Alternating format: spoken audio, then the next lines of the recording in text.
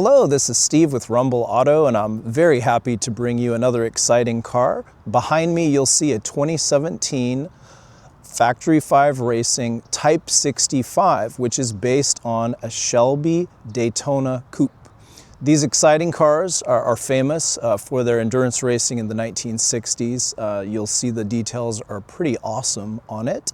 And this one happens to be finished in Guardsman blue with Wimbledon white stripes. It was built in 2017. The build was completed.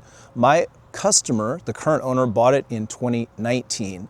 So now it's available for sale. This one is paired with a 347 stroker Ford engine with a Tremec T5 transmission. It does come with quite a few spares, which we will show you in the gallery. And let's take a look at what makes this car so impressive. Let's check it out.